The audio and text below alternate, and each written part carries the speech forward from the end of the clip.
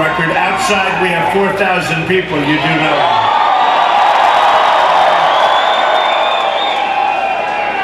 Meaning, when I'm finished with you, I'll go see them for a couple of minutes, but you got the prime location. And you set a record today, biggest crowd they've ever had here. So. A lot of things are happening. The new poll came out, CNN, a couple of days ago, 49% for Trump, right? Lightweight Senator Marco Rubio, 16. Ted Cruz, 15. Kasich is at 6. So that's the new CNN poll. So I thought I'd give you that. It's nice. I love those polls when they're good. Now, if they're no good, I don't report them. People always say, why do you always talk about the polls? I said, when you're number one, you talk about them. If you're number 2, 3, 4, 5, 6, 7.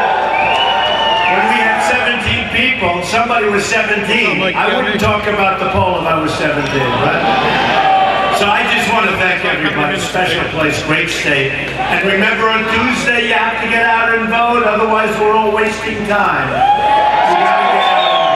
You gotta get out and vote. I just had another group. We had a fantastic group at a different part, and they're very much into the world of automobiles and cars. And I actually devoted most of the speech to that and what's going on with the car industry and how Mexico is taking our business away from us.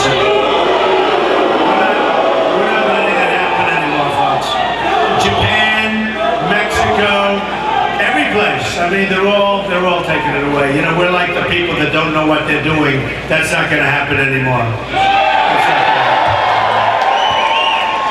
So we had a whole day of that, and we had an amazing group, a massive room, and it was packed. It was packed, and they're all packed because people are tired of being pushed around. You know, in a certain way, I used to say it's the silent majority, but it's really not a silent majority anymore, you know. It's a very, very noisy majority.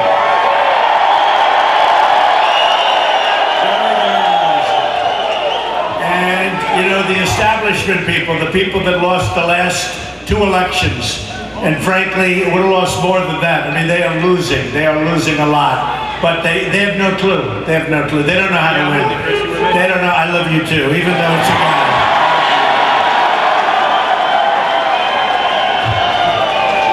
I love you too. I love the people. I love my people. You know?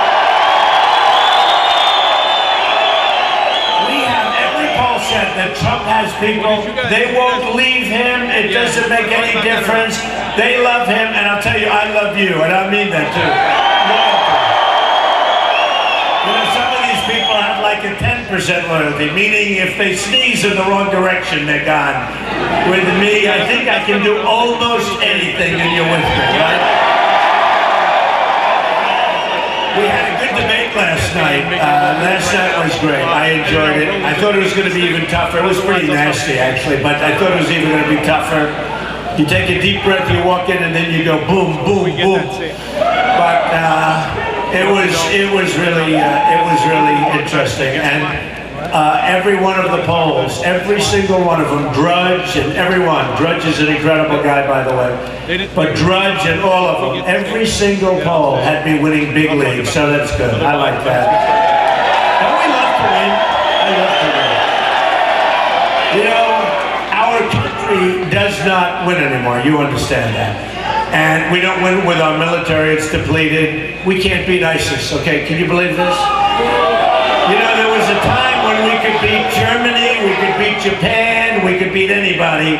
Today we can't beat ISIS. Well, that'll change very quickly, I will tell you.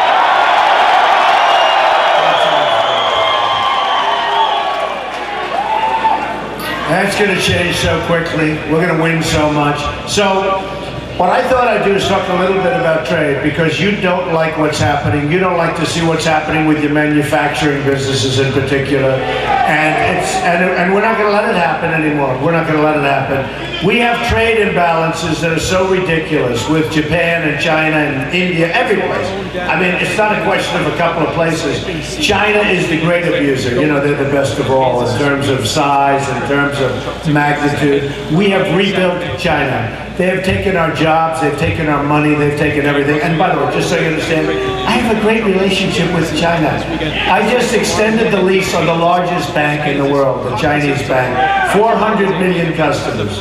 Think of that. 400, that's bigger than our country, okay? They're 400 million customers, and they're great. They're wonderful.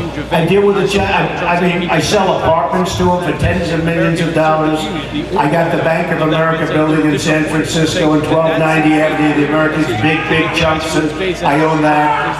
By the way, I own many big jobs, many big buildings all over the place. We're building all over the world. We have many jobs going on right now. We're signing new deals. Of course, a lot of those deals I'll just have to let my kids handle, I guess, if we win, right? Because I will have absolutely no interest in those deals. I will only have interest in one thing, making America great.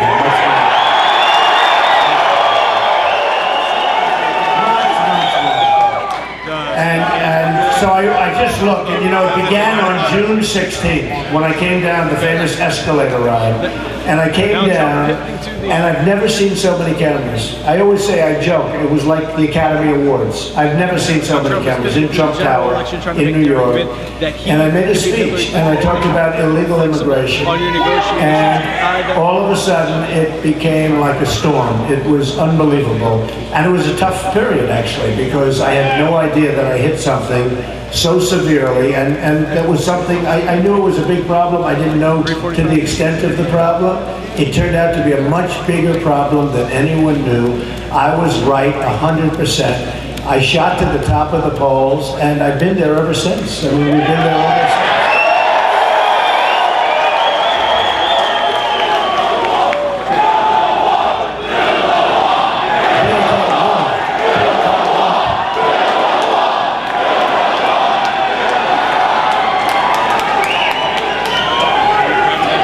We will build the wall.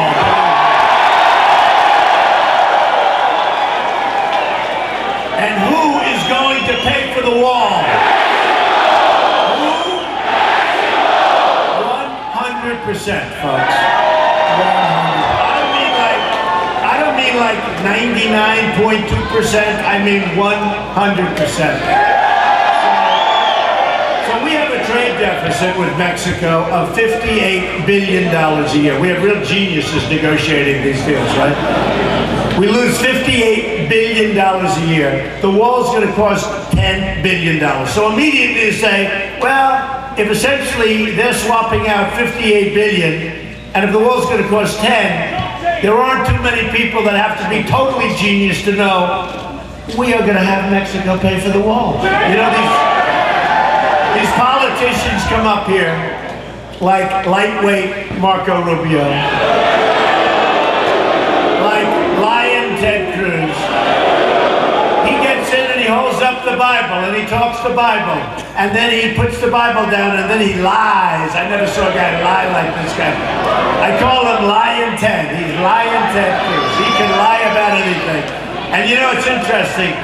The evangelicals who I love, they got wise to Lion Ted Cruz. And you know what? I have every single poll now. I'm winning with the evangelicals. I won in South Carolina. They don't like liars. They don't like liars. These are very smart people, and they're wise to it. So it's been amazing, because he was supposed to win in South Carolina. It was 67% evangelicals, and I won in a landslide. And I won with the evangelicals, substantially too, by a lot. And in Nevada, I won with the evangelicals. I win with the evangelicals. It's been an amazing thing. So we had some amazing, wonderful places. I've gotten to know so many parts of New Hampshire. I love New Hampshire because that's the start. And by the way, I made a pledge to New Hampshire. They have a tremendous heroin problem. Tremendous. You wouldn't think of it. You drive through, it's a little bit like up here, it's so beautiful. And you drive through the roads and the back valleys, and you see these magnificent trees, and everything's so beautiful. And there were a couple of days where it was snowing. I said, please don't snow on election day. Please, please. I looked up, please don't let it snow. And it stopped snowing just in time. And I won that one in a landslide, and it was great. And Nevada was won in a landslide. But in New Hampshire, so I made a pledge to them. They have a tremendous, you would look and you'd say, this can't be possible. They have a tremendous drug problem in New Hampshire. It's a heroin problem, and so do you. And by the way, so does the whole country, okay? So does the whole country. And I made a pledge to them, and it goes for the country. We're going to stop these drugs from pouring in and destroying the lifeblood of our country. We're going to stop it. This is why when we say wall, we're going to build a wall that's going to be a real wall. It's going to be a wall that works. It's going to be a wall that people aren't going to come through with their trucks. They drive over. We have walls this big. They drive over the wall. Did you ever see the picture of the ramp? They do a ramp up, down, trucks loaded up with drugs into our country. We get the drugs, they get the cash, and it goes back into Mexico. Not going to happen anymore, folks. So we're going to stop it, and we're going to build a real wall. And you probably saw and it's going to be, see that ceiling light? That ceiling is peanuts. That ceiling is peanuts. Well, you know the story. When Vicente Fox, right? He came out, and he used the F word. He used the F-bomb. He threw out the F-bomb. Can you imagine if I did that? I wouldn't be elected today. It would be a national disgrace. Nobody even called him on it. He said, we will not build a you-know-what wall, and we will not pay for the wall. Now, it's sort of interesting. His anger was so incredible, and it wasn't because of the wall. It was because somebody was actually telling them that it's not going to happen that way anymore. They're not used to it. Mexico and all of these other countries. I have a great relationship with Mexico and the Mexican people. I employ thousands of Hispanics, thousands, right now. Over the year, tens of thousands over the years. And I understand these are great people, but their leaders are too smart for our leaders. They're too cunning, they're too quick. We don't know what the hell we're doing. We have people in Washington that don't know what they're doing. We have great Border Patrol people, and if we let them do the job even before the wall gets built, and which is getting built anyway, but if we let them do their job, these are great people. I went to Laredo, Texas, at the invitation of Border Patrol. And they're devastated. These are great people that want to do their job, and they're told to stand back. And people will walk right through, just walk right through. We have no control. And without a border, without strong borders, you don't have a country, folks. You don't have a country. So we're going to straighten that out. But I was interested when he said that we will not pay for that wall, the anger on his face, the anger. And I watched him, and I said, that anger is not about paying for the wall. It's that somebody would actually speak back and would actually look at them and say, well, this is the way it's going to be. Because they're used to think of it. We lose 58, we have a trade deficit of 58 billion with Mexico. So when these lightweights come up to me and they say, you can't get Mexico to pay for the wall, I said 100%. I said 100%. Not 99, I said 100%. They said, how can you get that? Now you have to understand, 3 months ago they said, you can't build a wall. Now they're all saying you can. In fact, when Fox was interviewed, he said, we won't pay for the wall. He used to say, we won't let you build the wall. So we've come a long way. Now he knows the wall's going to be built. But as I explained to these people that I'm running against, nasty people, they're nasty. Sure. As I explained to little Marco and the other one, I said, look, Marco, when you're losing 58 billion, when you have a trade deficit of 58 billion, it's really, really, really easy to get a $10 billion wall built, and they will pay. Okay? It's really easy. But I don't think he understood what I meant, right? We understand. So it's going to happen. It's going to happen. But we need somebody that's done great in business, and we need somebody with a business instinct. And believe me, we need it. Bigger than that. One example, we have now $19 trillion in debt. Nobody even knows what that means. $19 trillion. We have the greatest business people in the world in our country. We don't use them to negotiate trade deals. And they're dying to do it. They're dying to do it. They called me, Carl Icahn, a great guy. Carl Icahn, we have others, the best in the world. They want to do it. They don't want money. They don't want to be paid. Right now, we have political hacks negotiating the biggest deals. When China negotiates, they have waves of people, all the smartest people. They put their smartest people, negotiate with the United States, drain them of their money, drain them of their jobs, bring the jobs back to China. And I'm not knocking China. I think China's great. But again, they're too smart. I want our leaders to be the same way. I want our leaders to do that. So we're not knocking them. You know, the anger of all of us is not with China, and it's not with Mexico. The anger is with our leaders, because we have people that don't know what the hell they're doing.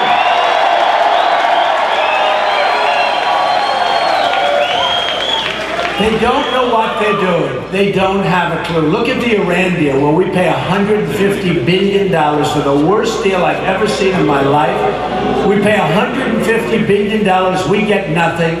Those prisoners should have been back years ago. We should have gone in, okay, here's Trump, right? I say, let's say I took over that deal. First of all, and it's weird, do you ever see a deal took so long? So let's say 3 or 4 years ago, I go and I say, fellas, before we start negotiating, you have to let the prisoners go. Gotta let them go. You don't want them, we do want them. It'll make it easier for us to make a deal. You gotta let them go. Now the Persians are great negotiators. They really are. All through history, the Persian negotiators have been great. I say, you gotta let them go. They'll say no. And you know what you do? You stand up. Bye-bye. Bye, everybody. Enjoy your stay. See you soon. And you leave. And you leave. Then you go out and you double up the sanctions. You now double up the sanctions. You choke them with the sanctions, right? And within 24 hours, you're going to get a call. You've got the prisoners. Come on back. Please negotiate. When the prisoners land, they're on our soil, I would hit them with the second one. You know the $150 billion, fellas? We don't have it. We owe $19 trillion. We can't give you the $150 billion. We love you, we think you're the greatest in the world, we really want to help you, but we cannot give you, see, my father told me that. I learned from my father. He used to say, you're too rough, you're too tough, you don't have to be that tough. He'd probably like me to be a little bit softer in the debates. Actually, I'm thinking about it. Maybe we'll be a little bit softer on little Marco. No? But that means you disagree with my father. That's no good. We can't do it. But my father used to have to think. He'd say, Donald, darling, he loved me. He really loved me. He'd say, Donald, take the lumps out. Take the lumps out. Be softer. Just don't tell him no. Just soft. So here's what my father would say. Fellas, we're bust. We have no money. We owe $19 trillion. We want to give you the money, but we don't have it. So we're not going to be able to give you the $150 billion, okay? Now, I understand my father, because that way, you know, they'll get angry, but not as angry. See, here's what I would have used to say if I didn't have a good teacher, my father. I would have said, we're not giving you the $150 billion. And they'd be so furious it would take them a while to recover. This way we say, fellas, we don't have it. We owe $19 trillion. We owe $1.7 trillion to China. We owe $1.5 trillion to Japan. How do you like that? They come in, they sell their cars, we owe them money. I mean, think of it. They sell us cars, they take over our businesses, and we owe them money. The whole thing is so crazy. It's going to change, folks. It's going to change.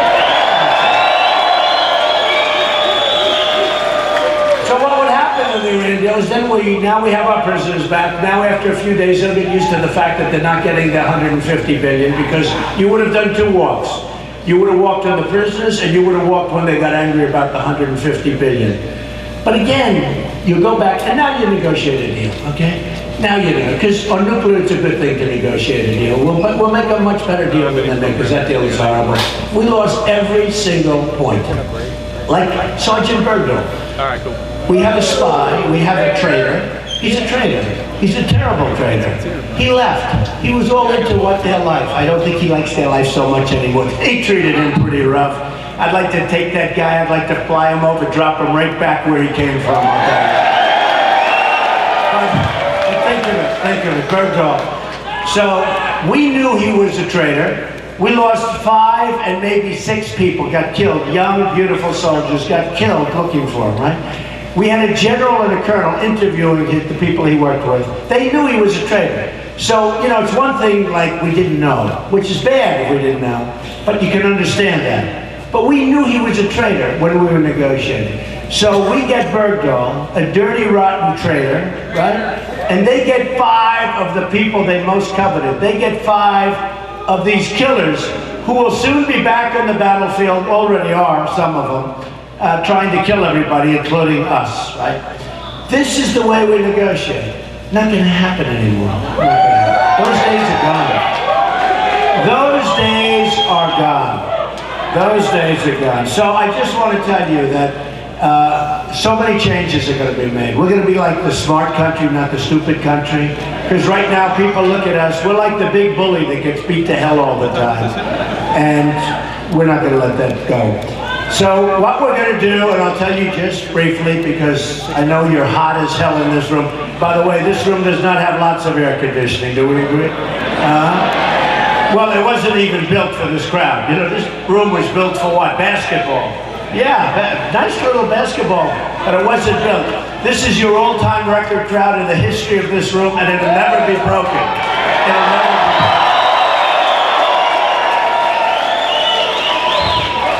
But we're going to do a lot of things. Number one, we're going to terminate, we're going to absolutely terminate and replace Obamacare.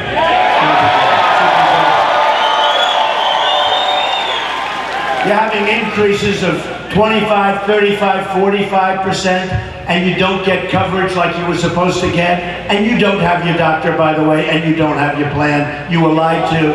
It's going to be terminated, and it's going to be replaced with something that's going to be terrific and a lot less expensive and much better coverage, okay? We're going to get rid of Common Core. We're going to educate your kids locally.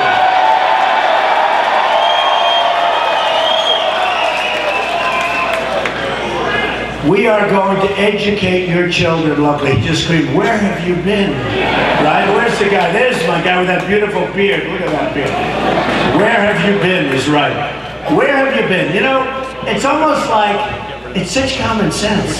Somebody said, Donald Trump is a conservative, but he's not conservative on certain things. I am a conservative, but it's called common sense conservative.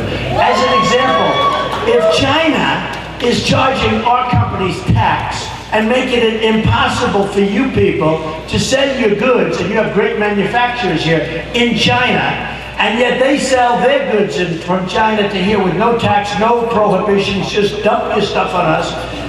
What good does that do? And that's why we're losing $505 billion, okay? So we have to call it, we want smart trade. I'm a free trader.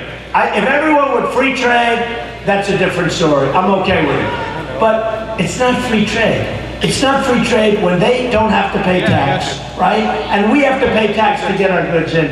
It's not free trade when, in order to buy planes from Boeing, Boeing has to build massive plants over in China to build planes. And you know what they're going to do? Those plants will be built, and then China will devalue its currency. They're the greatest. They're like grandmaster chess players. And all of a sudden, Seattle, South Carolina, and I love South Carolina because they gave me such an incredible victory 2-3 weeks ago. They gave me, and we're going to protect them. And I can tell you, you have those nice new Boeing plants, but they're building bigger plants over in China. And when those plants are built, and then they say, listen, we're going to devalue, and then all of a sudden, South Carolina and Seattle aren't building planes anymore. You're going to see. But that's not going to happen if I'm president, I can tell you right now. I can tell you. So we need trade. I don't even call it fair trade anymore. I call it smart trade. We need smart trade. We can't have dumb trade. We have dumb trade right now. It's called free market. I'm for a free market, but the markets aren't free. If you look at what's going on with devaluations in Japan, it's unbelievable what they're doing. Devaluation. You look at Komatsu tractors compared to Caterpillar tractors. Caterpillar's having a very hard time because they devalue the yen to such an extent that it's very hard for Caterpillar to compete with some of these companies, in particular a company called Komatsu. Then you see Carrier move to Mexico. You saw that 3 weeks ago, right? It was all over because somebody had their cell phone on. These cell phones are wonderful sometimes, right? But these cell phones are wonderful, but they showed the devastation of 1,400 people that just lost their jobs. And I'll tell you what, you may not call it free trade, But if I'm president, I'm going to call up the head of carrier, and I know it's not presidential to do, but I don't need all of these great guys that I will have negotiate, because it's too easy. It's just too easy. It's very unpresidential. President Trump calling for the head of carrier air conditioner. And I would say Romney doesn't know. Romney, this poor guy, he is so confused. Here's a guy, by the way, thank you for mentioning that. Here's a guy, Mitt Romney, doesn't have a clue. This poor guy, I watched him yesterday, and the internet is exploding. What's he doing? He's making a fool out of himself. I watched him yesterday, and it was sad. By the way, I have a huge business. They only want to talk about little things, you know. And many of the things that he mentioned, they're still going. He talked about water. He talked about different things. It's all over the place. But I'll tell you what, I watched Mitt Romney yesterday, and this is the problem with the Republican Party. He choked. He should have won the election, should have won it easily. He was running against a failed president. That was an election, and I backed him. I gave him money. I did everything for him. Very loyal guy. I backed him, and he lost. He lost, and he lost big. He didn't lose close. He lost big. He didn't inspire people. They stayed home. If people would have gotten out to vote. Now, since I've been involved, I don't know if you've been seeing, the biggest story in all of politics is what's happening to the Republican Party, and I'm getting zero credit for it. And I should get all, because they're not coming in for little Marco, that I can tell you. Millions of people are coming to vote. Millions and millions of people are coming to vote for the Republicans and joining the Republican Party because of me. Because of me. And if I ever left, they would go away as fast as I would, they would go away. Because they want common sense, they want intelligence, they don't want this stupidity that they've seen for the last long period of time. 2 days ago. And the biggest story in all of politics, one of the biggest stories, period, is on the cover of Time magazine this week. You know, I've been on the cover of Time magazine so many times in the last 3 or 4 months. It's like almost like, am I on the cover of Time this week? The biggest story, and the best story I've almost ever had, 3 or 4 weeks ago, the cover of Time magazine wrote a story about us, all of us, together. It's a movement. It's a movement. And they described it so beautifully. The writer was amazing. They described it so beautifully, so incredibly. And I'm on the cover this week. Actually, it's the same writer, and it's a good story, but the one that really hit the pay dirt was the one from 3 or 4 weeks ago, because they were describing a movement that is so incredible, that's never happened before. That's never happened before. And one of the biggest things in all of politics for many, many decades is what's going on with this sleepy old party, the GOP, where we were losing, where structurally it was almost impossible to beat Hillary Clinton, which I'll do easily.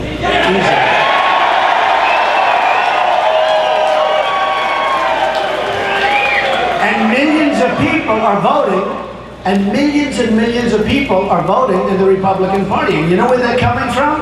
They're Democrats that are switching over, and they're independents. And this hasn't happened for years. And I will tell you, I will take 100% credit for it, because that's the story. They're coming over to vote for us. To vote for us. I'll take the credit with you, because they're coming over to be with us and to vote for us. The enthusiasm. One guy said today, he was actually a very good pundit, smart, and he was a Democrat. And they said, let me tell you, we don't know what's with this Trump guy, but we're concerned. We never saw anything like this. Millions of people are coming over. You look at what happened in South Carolina, where we had so many more people voting. So many more people are voting for the Republicans. During voting.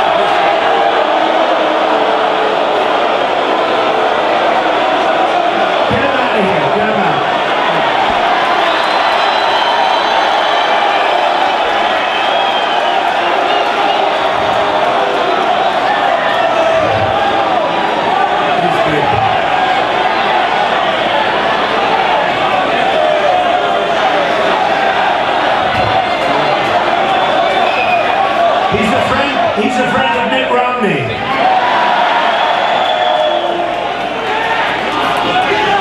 But millions of people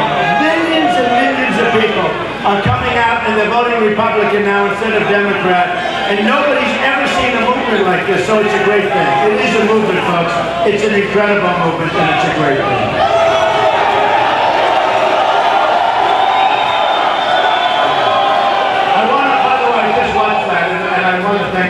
police officers. We have great people.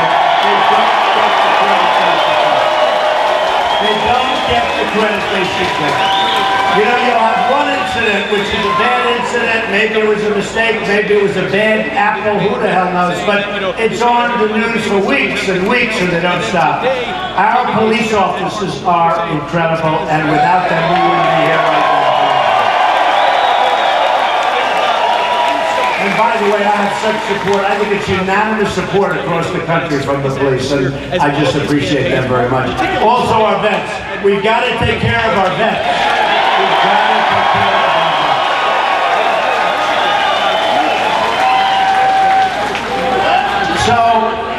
So we had an interesting day. The debate was great. Mitt is a failed candidate. This is a guy who failed. Didn't know what to do, doesn't know what to do. It's a sad case. But he's a choker. He just choked. He choked almost as bad, probably worse, than Marco Rubio when Chris Christie, who endorsed me, by the way, when Chris Christie went after him in the last debate previous. I never saw, I'm standing here, and I'm looking at Marco, and I'm saying, is he okay? And I see the sweat pouring, and Chris is going at him. And Marco, you know, he's got that little flippant mouth, but a lot of times it doesn't work under pressure. And Marco is sweating, it's pouring down, and then he repeats himself once, twice, 3 times. I said, after the 3rd time, I said, wow, what's going on? 4 times, and then a 5th time. And I thought he was going down for the count, and I was ready to go because I wanted to show off. You know what a good athlete I am? I wanted to show the size of my hands, how I could grab him.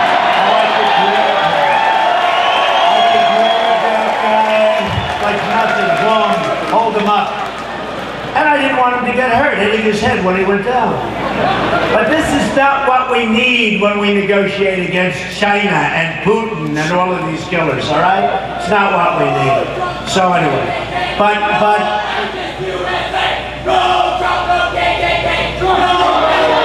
him out of here. Get him out. Fun of everybody. We have the most fun. Now get him out of here. Get him out. Get him out. So disruptive. Remember when Bernie Sanders, they took the mic away from him? That's not going to happen with us, folks. That's not going to happen. Remember that? He walked away from the mic and he stood back and he watched these 2 young girls talking to the audience, and they said, we came to listen to him. And he was standing in the back as 2 women took the mic away. Now, that doesn't happen to us. Get that guy out of here. Get him out. Get that guy out of here. Get him out of here.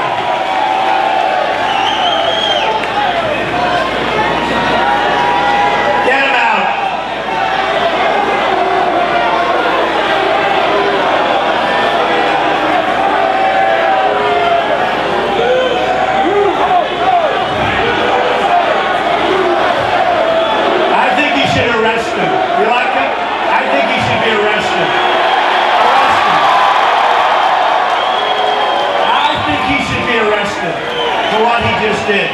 And for the fresh mouth he's got. I would arrest him, officer.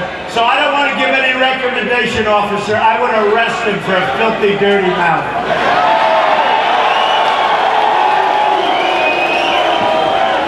And then we'll see what his mommy and daddy say when they have to go and bail him out.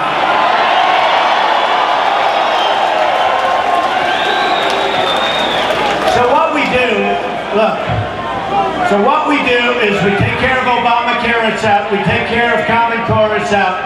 We build up we totally build up our depleted military, and nobody is going to mess with us. Nobody is going to mess with us. Nobody is going to mess. We're going to knock out ISIS so fast, folks, your head's going to spin. Your head is going to spin. ISIS will be gone so fast. Can you imagine General Douglas MacArthur, the great Douglas MacArthur, or how about George? How about George Patton? These guys right now, they're spinning in their grave. They don't believe what's going on. How about the unpredictability? We have a president that gets up and he said, we will attack them here. We are then going to leave. We're going to leave here. We're going to leave there. This guy gets up and tells everything we're ever going to do. How about a couple of months ago, he said, we're sending 50 people over to Iraq or to Syria, right? We're sending 50 people. Now, by saying that, he's just put a target. You know, they're being looked at and watched. We're not dealing with a stupid enemy. They are looking for those 50 people like you wouldn't believe. Why can't he just keep his mouth shut and send you 50 people or send you 100 people, but don't put a target on their back? We need unpredictability with our military. We can't have our generals talking. Every time I turn on, I have a general talking, saying what we should do, how we should do it, what we're going to do, or we have a president saying we're sending troops here, and then they're going to go there. Why isn't anybody's knowledge? Why isn't anybody's business? Why do we have to tell the enemy? We want to go, and in a stealth way, we want to knock the hell out of ISIS, okay? And we'll do it. We want to take care of our vets. Our vets are being treated worse than the illegal immigrants that we're not letting in this country anymore. The migration, the Syrians, you look and there's so many young, strong men, so many young, strong men. And you say, what's going on? Where are the children? And they're there, but not very many. We can't allow them to come into our country. We don't know who they are. We don't know anything about them. They could be ISIS. It could be the great Trojan horse. We can't allow them to come in. We'll build a safe zone, a free zone, but a safe zone in Syria, and we'll get the Gulf states to pay for it. Because we can't pay. We don't have the money to pay. We have to rebuild our country. We have to rebuild the infrastructure of our country. Our country is going to hell as we spend trillions and trillions of dollars in places they don't want us. Look at Iraq. We spent $2 trillion in Iraq. $2 trillion. What did we get? Nothing. Nothing. We spent $2 trillion, thousands of lives, wounded warriors all over the place who we all love. I love. These are stronger than all of us put together. Some of these young, great soldiers with no legs, no arms, with worse. And these people have an attitude that's better than all of us. What did we get? So we have $2 trillion spent. We could have rebuilt most of our country with that. We have $2 trillion spent, right? We have thousands of lives lost, young, wonderful people, wounded warriors all over the place. We have nothing. And you know what happens? Iran is taking over Iraq. It's already done. It's done. Iraq has the second largest oil reserves in the world. Some of the finest oil in the world. They have the second largest. We made it possible for Iran to go in and take over Iraq. What the hell are we doing? Now, we shouldn't have been there, but Obama should have never gotten out the way he got out. What a disaster. He gives the exact date. We are going to be leaving Iraq in 18 months, and then he spells out the exact time. So the enemy naturally pulls back. What do we have to fight for? They pull back, we leave, and they just go in and take the place. So we can't even call Iraq now. So with all of this money, all of these lives, all of this bloodshed, we end up with nothing. Do you remember that I said, keep the oil? Remember? And I said that for a long time. Keep the oil. I didn't want to go in, but once we went in, when we were going out, I said, keep the oil. You know, we used to have an expression, to the victor belong the spoils. We're the only country that fights. We knock the hell out of a country, and we leave. You say, what do we get? What are we doing? What do we do? We're nation building. Why are we nation building over there? We want a nation build over here. We want to rebuild our country. We want to rebuild our country. So I said, because I knew the power of that, and I knew the kind of reserves they had. Nobody even knows that. Nobody knows that Iraq has among the largest oil reserves in the world. So I said, keep the oil. And I said it strongly, and I said it loudly. And I said it loud enough that they actually had a couple of generals come out and say, well, we disagree with Mr. Trump. Why? Tell me why. Why do you disagree? They disagreed because politically they disagreed, and they were told to say what they said. So I said, keep the oil. Well, you know who has the oil right now? ISIS and Iran, okay? And the stuff they don't have, they will very shortly have, because Iran wanted to merge or wanted to knock out that country for many, many, many, many years. Forever. And now we made it possible. They had two militaries that were of the same strength. They'd fight and fight and fight and fight. Then they'd rest. Then they'd fight and fight. Nothing would happen. They'd go 10 feet, 10 feet, 10 feet, nothing would happen. So we obliterate the one military, just totally obliterate it. And now, you know, I used to say the greatest deal I've ever seen was the deal recently made with Iran and the United States, where they got the $150 billion and we get nothing, okay? That's not the greatest deal. The greatest deal is they got Iraq. They got Iraq. They got the second largest oil reserves that we handed them on a silver platter. Now, let me tell you a little secret, because I'm very good at this stuff. I mean, I really have, for some reason, I've been very good at prognosticating. They're in Yemen. And you don't want Yemen. But Yemen has this very long border with a place called Saudi Arabia. And they want to go and get the oil in Saudi Arabia. So what's going to happen is very simple. Mark my words. I've been saying the oil for years. And by the way, all of a sudden we started not taking the oil, bombing the oil. Now, it was okay to bomb the oil because we wanted to get in there. And then you get ExxonMobil and some of these great companies within about 12 seconds they'll have it rebuilt and it'll be just fine with brand new stuff, right? And we take the oil. But we didn't use that. We didn't do that. What happened is we had a catastrophe called Paris. And when Paris happened, people said, wow, this is getting really, really serious. Radical Islamic terrorism. Then we had in California happen, the 14 people, the 2 people, they became, she probably radicalized him, something happened. And they killed their co-workers, people that threw them parties for their baby, we killed them. And we've got to get smart, folks. We've got to be vigilant, we've got to be smart, we've got to be great again. We're not great. We're laughed at throughout the world. We can be great again. We can be so great again. I see it with the people. I meet with people, they're so incredible. I want to see Apple making their iPhones in this country. I don't want them made in China. I want them made in this country. And we're going to have them. And we're going to have them. So I just finished by saying this. We haven't won in a long time. We don't win with our military. We can't. We don't have the right leadership.